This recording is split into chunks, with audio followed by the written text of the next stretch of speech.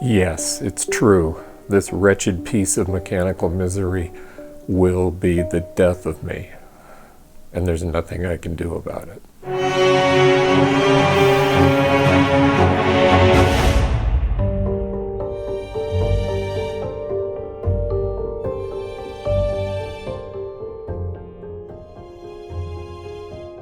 So how did I come to such a lowly estate? No, it wasn't from soap poisoning. That would have been too merciful. Perhaps it's best if I go back to when it all began. Back through the mists of time, a full quarter of a century, to before my life was turned upside down by a simple power tool. Me and the missus lived an idyllic life, supported by my job as a mechanic. And like all professional mechanics back then, I knew a couple of basic truths. That all good mechanics had toolboxes worth as much as a college loan, and their tools are as expensive as fine jewelry. So imagine my disgust and dismay when my wife came home one day and handed me a box labeled Harbor Freight and said, "Here, this was only $16, so I thought you could use it." Inside that box was a power tool, a half-inch hammer drill colored jack-o'-lantern orange, which was surely an omen. Its data plate said Chicago Electric, but it was obviously a cheap knockoff of a reputable tool made by a company whose name I won't mention, but rhymes with Zilwaukee. How could I react to such an insult to my mechanical prowess? Certainly my wife meant no offense, and I would never hurt her feelings by just throwing it away, but still I had to do something with the drill. I couldn't just let it join all the real tools in my workshop, lest it contaminate them with its obvious unreliability. Then an idea came to me.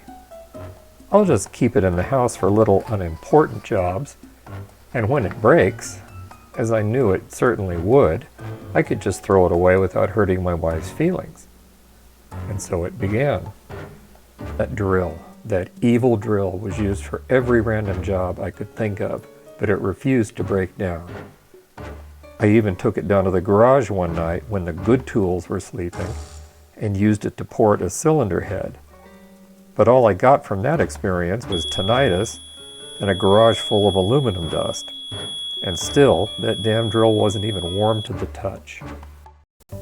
More time passed, and the drill kept rising to every challenge I could put to it.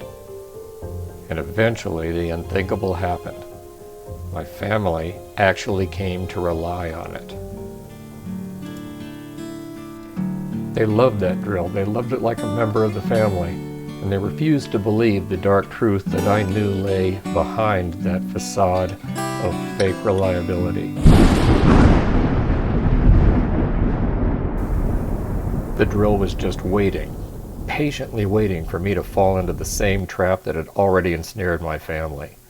Once I too had come to rely on it, then and only then would it pounce like the predator I knew it was and fail as cheap tools always will. Then came a day, a blessed day, that fortune at last smiled on me and gave me the opportunity to burn that drill up like the unholy creation it was. I needed to construct shelving units and attach them to a cinder block wall. And holes, many, many holes, would have to be drilled through that rock-hard concrete. Only a hammer drill could perform such a brutal job, and it wasn't uncommon for even quality tools to succumb to hours of such a beating. I yanked that drill from its warm closet and set to work with fervor and fury. Hole after hole after hole was blasted through the concrete blocks, and still I kept at it, never once letting that drill have even a short break to cool off and gather its strength. But hours passed, and I began to weaken. Slowly, exhaustion overcame me, and my arms, beaten by the hours of pounding and pressure, could barely lift the drill into position. Only through intense anger and frustration did I manage to finish the job. And when I did, my spirit was broken, but that damned drill wasn't. In shame, I collapsed to the floor, letting the layers of cement dust the drill had created envelop me like a shroud of failure and lost hope. Months passed after that fateful day, then years, and finally decades. My once vainglorious pride in owning expensive tools withered away as that ridiculously inexpensive drill soldiered on. It stayed young as I aged, and I finally came to realize it would probably outlive me and any hope I still have of proving that cheap tools can never be relied upon. I now leave this testimony and the drill behind for my children when I'm gone. Perhaps one day they'll be able to succeed where I have so miserably failed. Yeah, it's true. If I hadn't lived with this drill for the past 25 years, I probably wouldn't have believed it myself. We still use it all the time. My family counts on it.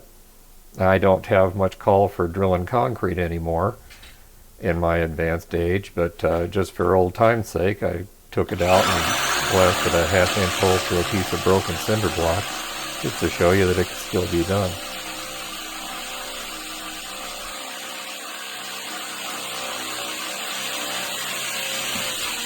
And there you have it, one 25-year-old Harbor Freight hammer drill, still going strong. I think we got our money's worth out of it. And so, after all these years, we still keep it in that same closet. What's funny, I wonder where